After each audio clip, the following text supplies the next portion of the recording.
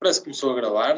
Henrique, Ricardo, bem-vindos ao episódio desta semana. Olá a todos que nos estão a ouvir e a ver no YouTube e nas nossas plataformas de streaming. Então, meus queridos, como é que estão? Como é que passaram esta semana? Parece que já não nos vemos há tanto tempo. Por esse lado, muito bem. Algumas das minhas ações recuperaram um bocado e esperemos que assim continue e de resto está tudo impecável. Podes dizer o mesmo, Ricardo, quanto às tuas ações? Não posso dizer, hoje aqui está a ser um dia um bocadinho melhor, mas tive aqui algumas ações que não ajudaram muito à festa. Tenho na minha carteira pessoal. Saíram ontem os resultados do Snap, se não estou em erro. Portanto, aqui o Facebook e também o Pinterest tenho na carteira de aqui uma boa pranchada. E também tive aqui a Adidas, que esta semana teve envolta aqui em alguma polémica. Acho que também vamos falar sobre isso. Pronto, que também não ajudou muito. Aqui com uma revisão em baixa do guidance para o ano, significativamente reduzido, por isso não está a ser assim um dia muito bom para mim. Pois, nem para ti, nem para mim, também tenho aqui o Facebook como uma das maiores posições e está a pesar um bocadinho. E vamos também abordar um bocadinho o tema deste tipo de empresas de publicidade, não bem de publicidade, mas de um conjunto de pessoas que usam os dados dos seus utilizadores. Vamos falar um bocadinho do Twitter mais à frente e também da Adidas, que falaste aí. Mas antes disso, gostava, se calhar, de irmos a outra das empresas que tu tens na tua carteira, que fez aqui um IPO esta semana. Gostavas de conversar connosco sobre isso, não é? A Mobileye. Sim, pronto, este era o primeiro tema que eu trazia aqui hoje, que é o IPO da Mobileye. Este IPO já estava em perspectiva desde há alguns meses, já as primeiras notícias sobre isso surgiram já ainda em 2021, e de facto o mercado acabou por receber aqui bastante mal o valor da avaliação. Em 2021 estávamos a falar em valores previstos de colocação em bolsa na casa dos 50 mil milhões de dólares, aqui para o Mobileye, que basicamente está a unidade de negócio da Intel, que é responsável pelo desenvolvimento de sistemas para a condução autónoma, e neste momento eles trabalham com diversas marcas automóveis. E em 2021 previa-se que esta IPO poderia avaliar a empresa em cerca de 50 mil milhões de dólares, e neste momento, segundo o fórum que foi submetido pela Intel, eles esperam que a oferta se situe num valor entre 18 a 20 dólares por ação, o que significa que a avaliação do Mobileye desta unidade de negócio se situará em cerca de 16 mil milhões de dólares, ou seja, comparando 50 mil milhões de dólares com 16, há uma diferença muito significativa. E mostra também que de facto o ano 2022 não é o melhor ano para IPOs. O ano 2020 foi um ano de grande sucesso a nível dos IPOs. Nós diariamente ouvimos falar de novos IPOs ou SPACs, e na maioria dos casos colocações de grande sucesso, com enormes subidas do valor em bolsa. Tivemos vários exemplos em 2021 de casos de sucesso inicialmente, como por exemplo, estou-me a lembrar da Rivian, que é a unidade de carros autónomos em que a Amazon tem participação, em que de facto os primeiros dias pós-IPO foram uma febre gigante, e neste momento a ação, pelo menos da última vez que vi, estava pelas ruas da amargura, muito abaixo dos valores do IPO. E basicamente tiveste isso em várias empresas, em todos os tamanhos, desde uma empresa que até temos na nossa carteira, está tudo chefe mais pequenina, que foi até aos 2, 3 bilhões e agora foi lá para baixo. Tiveste isso em torno de todo o tipo de tamanho de empresas, porque na altura havia dinheiro, não é? Havia muito dinheiro e muita vontade de pôr esse dinheiro em algum lado. Sim, é isso. Acho que aqui a circunstância económica e a situação económica marcou muito isto, e de facto aqui no caso do Mobileye é sintomático, não é, da diferença de valores entre um ano e outro. E, por exemplo, os 16 mil milhões de dólares acabam por ser muito próximos do valor que a própria Intel pagou em 2017, quando adquiriu esta unidade de negócio. A Intel, em 2017, por exemplo, pagou 15,3 mil milhões de dólares e neste momento está a estimar uma colocação na casa dos 16. Claro que depois isto, nos dias seguintes a coisa até pode subir e a empresa até começar a valorizar, mas de facto acho que é claramente sintomático da diferença que vivemos nos mercados acionistas. E por Ricardo, isso só para as pessoas que nos estão a ouvir, se calhar pela primeira vez, podias brevemente explicar o que é um IPO? Sim, basicamente o IPO é a entrada de uma empresa em bolsa. Em português nós chamamos de oferta pública inicial, que basicamente é uma intenção de uma empresa entrar na Bolsa de Valores. Portanto, esta empresa, o Mobileye, é uma empresa privada que não está cotada e pretende passar a estar cotada na Bolsa de Nova Iorque, no caso. Isto depois normalmente é um processo bastante, do ponto de vista financeiro, caro, porque envolve aqui bancos de investimento e também auditorias aos últimos anos. Isto costuma ser prática comum para validar a fiabilidade dos números. Isto costuma ser muito comum. E depois, no fundo, o que acontece basicamente? Isto depois, o IPO em si pode ser feito de várias formas. Pode haver uma colocação direta, ou seja, em que basicamente a própria empresa oferece, no fundo, sem haver intermediários na Bolsa de Valores, ou seja, há uma colocação e qualquer um de nós tem acesso a essas ações, ou então pode haver aqui uma colocação privada inicial e depois a listagem das ações. E isto, por exemplo, em 2021 acabou por ser grande negócio para a banca de investimento, porque tivemos vários exemplos de ações, por exemplo, na colocação inicial, vamos supor que o valor por ação foi de $20 e depois no primeiro dia em que é lançada em bolsa, as primeiras ações são logo vendidas a $30 ou $40.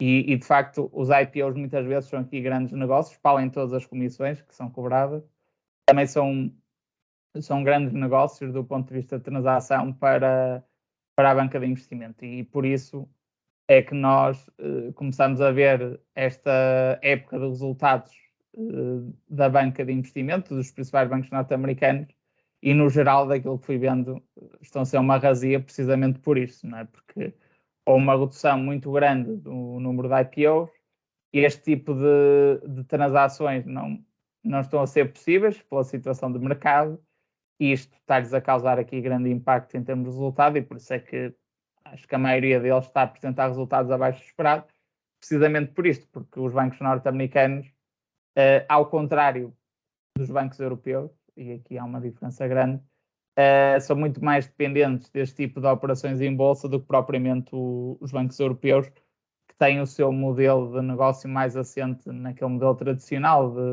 de concessão de empréstimos. A banca norte-americana tem o seu modelo de negócio também muito assente nos mercados financeiros e por isso está a acabar por ter aqui pagar a fatura deste bear market que estamos a viver nos últimos meses. Pronto, e aqui genericamente, explicando aqui de uma forma simples, basicamente é isto que consiste um IPO. Posso falar também aqui da outra notícia que trago, que é os resultados da Netflix, e estes acabaram por ser de facto contrastantes com os resultados que estava a falar da banca de investimento. A ação reagiu muito bem aos resultados. Esta ação no início do ano, nos primeiros meses, acabou por estar aqui bastante em foco pela negativa, aqui com receios de redução de número de subscritores, etc. Entretanto, esta empresa parece estar aqui a fazer algumas alterações no seu modelo de negócio. Sei que, por exemplo, em algumas geografias ainda não está disponível em Portugal. Eles vão começar a disponibilizar planos, ou já estão, com publicidade, ou seja, as pessoas pagam ligeiramente menos e em contrapartida tem publicidade X em X tempo. Isto acaba por ser aqui, vai acabar por ser uma fonte de receita adicional para a Netflix. também vai entrar aqui neste mundo da publicidade, onde já temos outras empresas, como o Facebook e outros players. E de facto, desde esse anúncio aqui de algumas alterações no negócio, a ação tem reagido muito bem. É certo que, se olharmos para o comportamento da ação em termos anuais, ou seja, desde o início de 2022, ela continua aqui com uma queda acumulada de 50%, mas se olharmos curiosamente para os últimos 6 meses, a ação tem tido um comportamento positivo, já subiu cerca de 30% nos últimos 6 meses, e, por exemplo, no dia 2 está a subir aqui 6%, portanto, claramente nos últimos meses, e já durante este mês de outubro tem havido aqui um comportamento muito, muito positivo da parte da Netflix. Os resultados acabaram também por criar aqui mais alguma expectativa positiva, acabaram por ser acima daquilo que eram as estimativas, e em termos de users, em termos de novas subscrições, houve um ganho de 2,4 milhões de users. Voltaram àquele crescimento, não é? Exatamente. Quando, por exemplo, no trimestre anterior estávamos a falar aqui de receios nos últimos trimestres, de receios de perda de subscritores, o que não está a acontecer.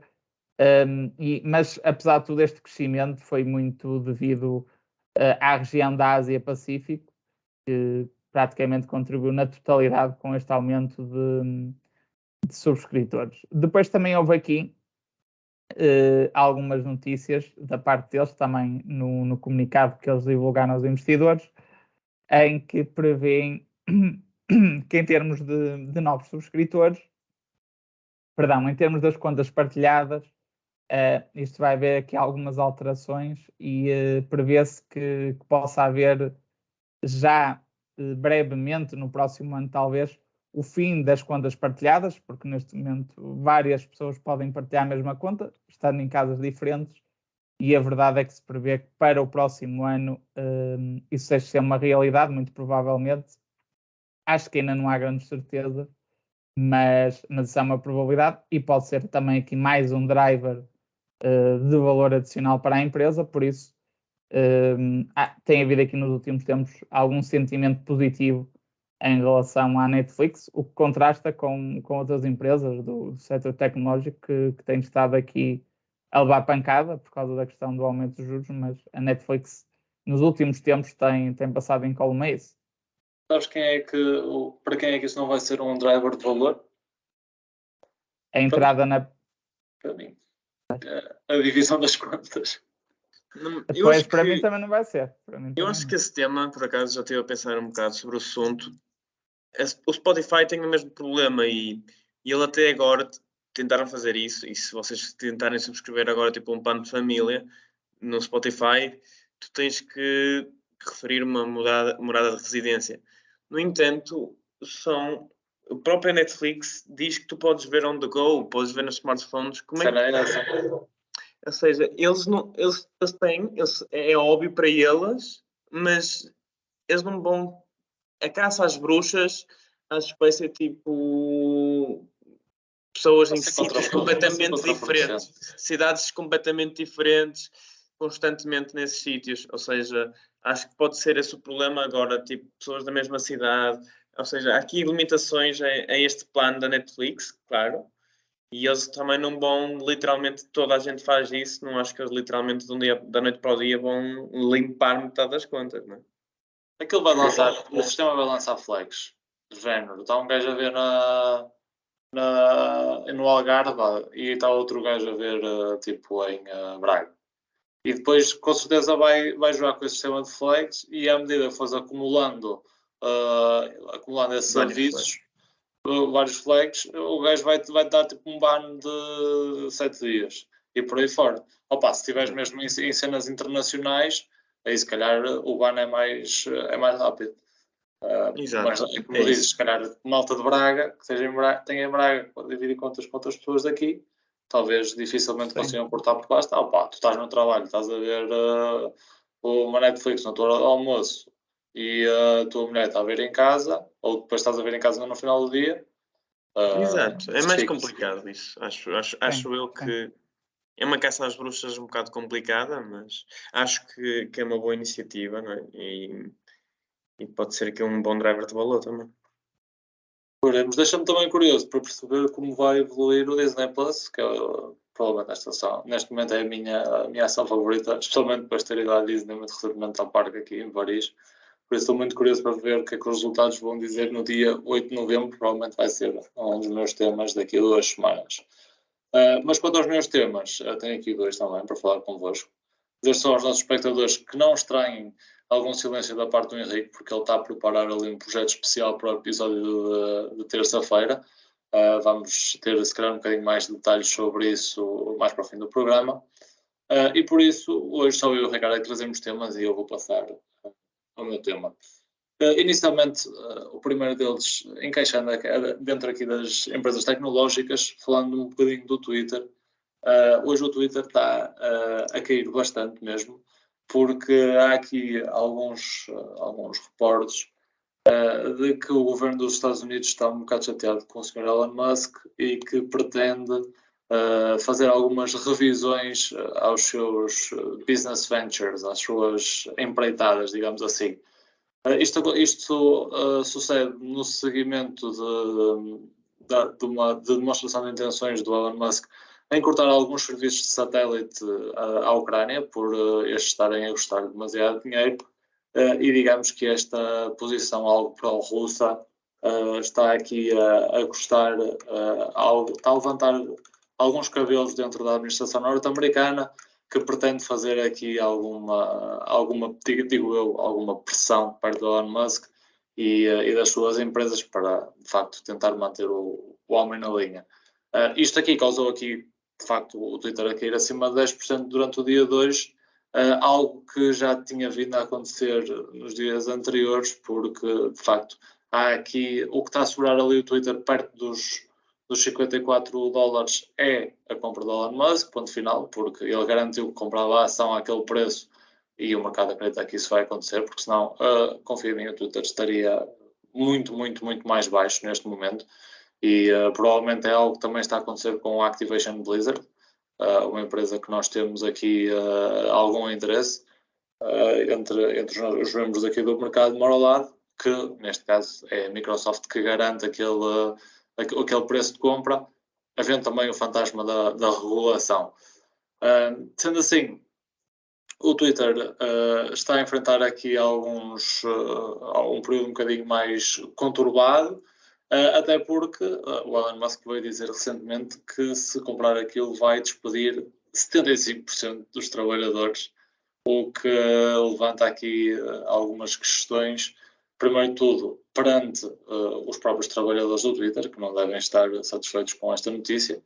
Entretanto, a administração já veio garantir que os trabalhos estão assegurados, mas vamos ver até quando é que estão assegurados se de facto esta transação se vier a fazer. Mas são aqui duas grandes notícias que vêm abalar as pessoas que trabalham no Twitter e os seus acionistas, porque vamos ver se esta transação se acaba por materializar ou não.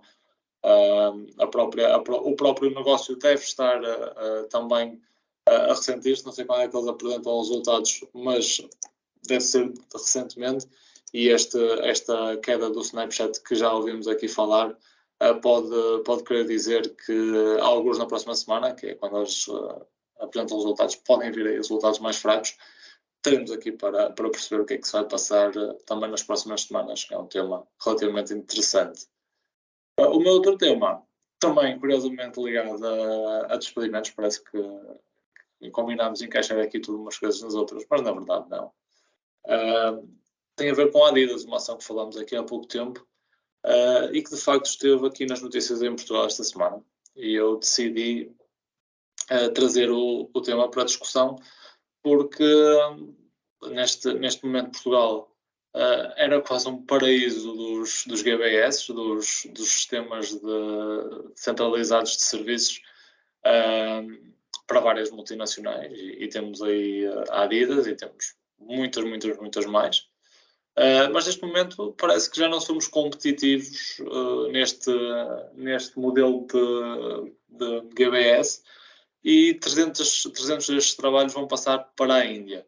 A minha questão aqui, e porque é que abordo este tema, é porque de facto isto pode ser algo marcante para o mercado de trabalho português e para a economia portuguesa, porque 300 trabalhos, ok, não é material, mas se isto se tornar uma trend, o que é que vai acontecer? Em primeiro lugar, poderemos vir a ter milhares de pessoas a inundar os mercados de trabalho, ou seja, neste momento temos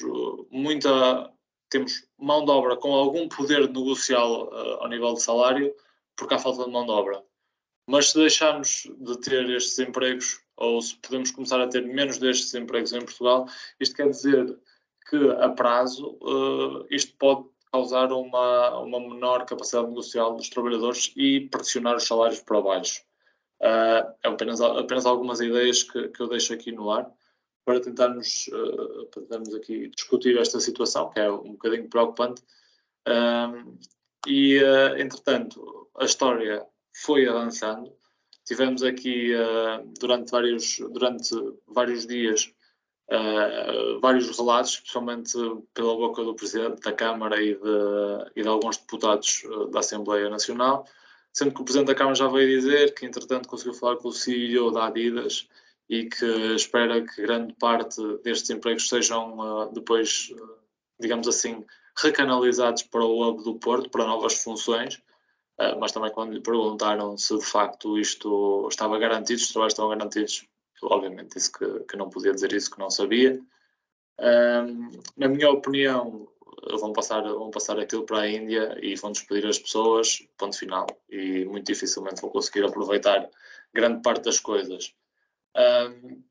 Sucede que isto aqui vem curiosamente na mesma semana em que a Adidas acaba por anunciar um corte do guidance para o próximo ano. E com isso, obviamente, se tens mais perspectivas para o próximo ano, eles foram obrigados a cortar custos e esta mudança do pessoal para a Índia vem, sem dúvida, a partir daqui. E acredito que haja um conjunto de outras iniciativas para o corte de custos, e uma delas foi esta aqui em Portugal. Outra coisa que eu também achei muito engraçada, antes de vos passar a palavra para discutir um bocadinho sobre isto, foi que finalmente, se calhar, estamos a sentir aqui alguma tensão dentro da como é que se chama na Assembleia tens o grupo parlamentar socialista. Há alguma tensão porque, de facto, alguns deputados socialistas do circuito do Porto enfrentaram os ministros da Economia e do Trabalho, questionando-nos sobre este assunto e apertando-nos um pouco, o que me faz sonhar com uma rebelião socialista e a queda do governo, mas de sonhos está o mundo cheio. E eu queria saber a vossa opinião sobre este assunto, porque acho que é um assunto muito interessante no que diz respeito às trends do mercado de trabalho e também de uma ação que falámos aqui recentemente, Adidas. Eu posso começar a falar. Acho que, de facto, o comunicado que saiu ontem ao fim do dia, hoje de manhã, não sei exatamente a Adidas, acho que vem-se portar um bocadinho a notícia que falaste. Ou seja, eles falavam lá do corte do guidance, mas falavam também de algumas iniciativas em termos de poupança de custos para 2023 e acho que aqui esta questão do fecho do GBS também acaba por ser uma das medidas que estará lá incluída nos 300 milhões. Agora, não deixa de ser aqui um processo um bocadinho estranho e acho que ainda ninguém percebeu muito bem o que é que vai acontecer às pessoas. Se calhar os próprios já sabem, quero acreditar que sim, mas há aqui muita confusão. Primeiro porque falou-se num despedimento coletivo, mas o despedimento coletivo tem que ser comunicado, penso eu, à Secretaria de Estado. Não foi comunicado. Nada disso. Isso, se aconteceu, foi irregular. Exatamente. Portanto, se não foi feito, é desde logo um despedimento irregular e acho que também não joga aqui nada a favor da Adidas. Agora, acho que esta questão de integração de trabalhadores e assim, sinceramente, parece-me tudo uma utopia, porque aquilo que eu acho que pode vir a acontecer e não conhecendo totalmente a realidade da empresa, eu acredito que haja um conjunto de coisas que são feitas por pessoas que trabalham no GBS do Porto, coisas que calhar mais administrativas ou seja, empregos que não exigem altas qualificações.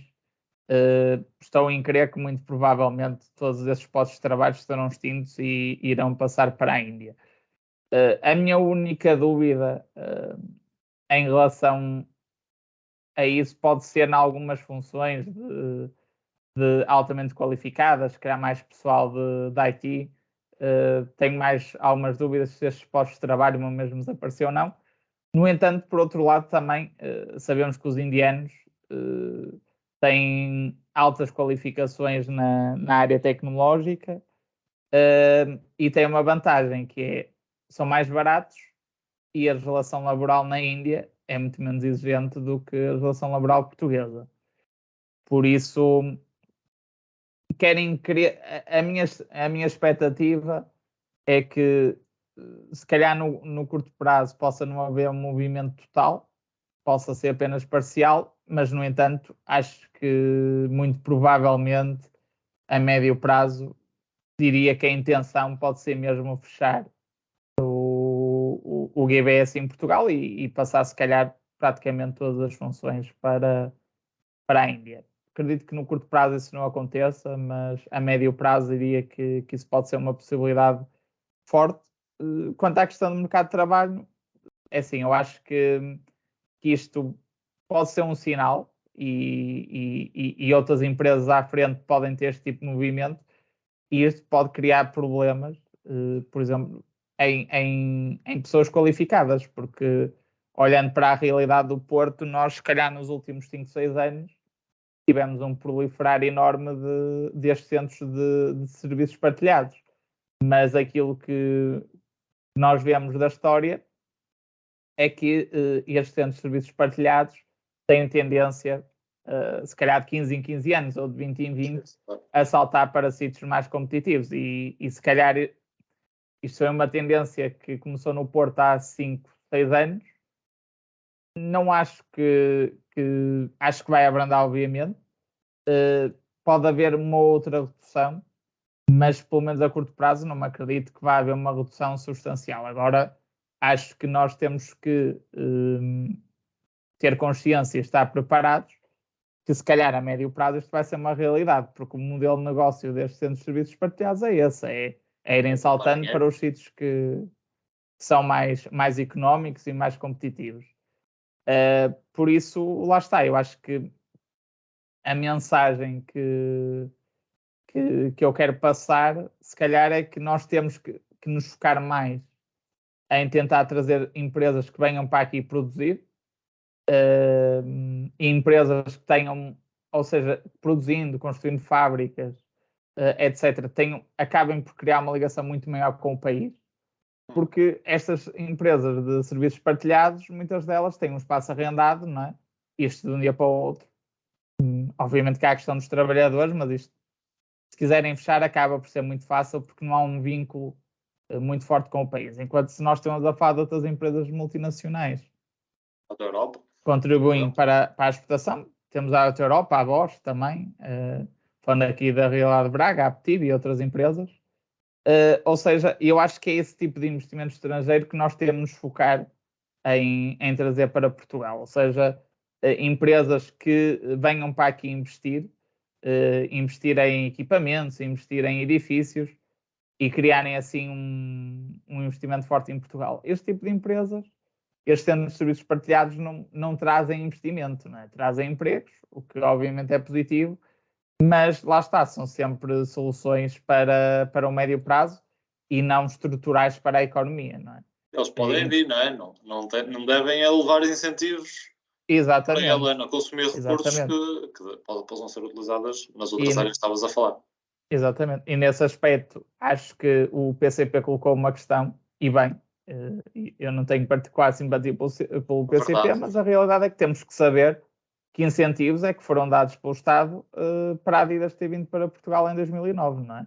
E que incentivos é que estavam a ser dados para a Adidas se manter. Porque, de facto, eu acho que nós temos que guardar entre aspas, as balas que temos para trazer investimento produtivo.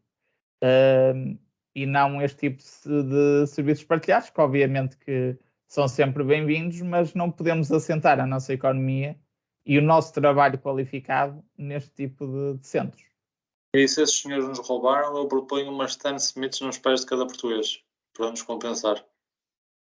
Eu não proporia tanto isso, porque sou acionista, mas ainda assim teria que fazer as contas para ver o que é que compensaria mais. Se calhar no líquido compensado.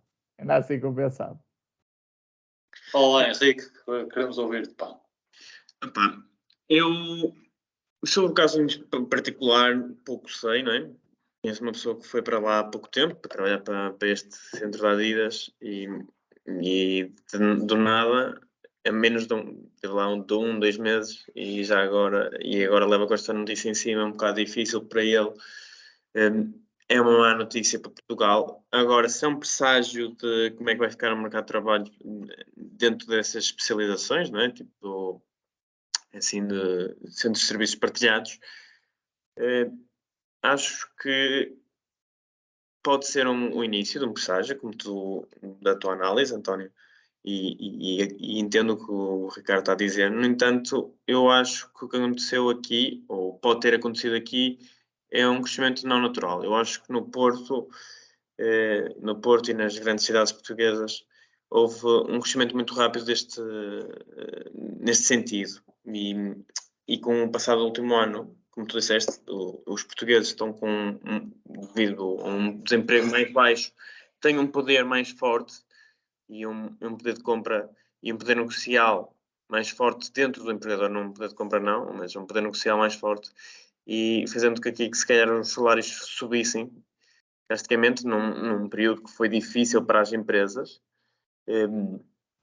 Acho que pode haver algumas dificuldades em encontrar algumas pessoas especializadas em algumas áreas, sendo que o desemprego está muito baixo, ou seja, só pessoas novas, estágios, etc., e pessoas sem experiência que podem estar neste momento, se calhar, a concorrer a estas vagas da Adidas em Portugal.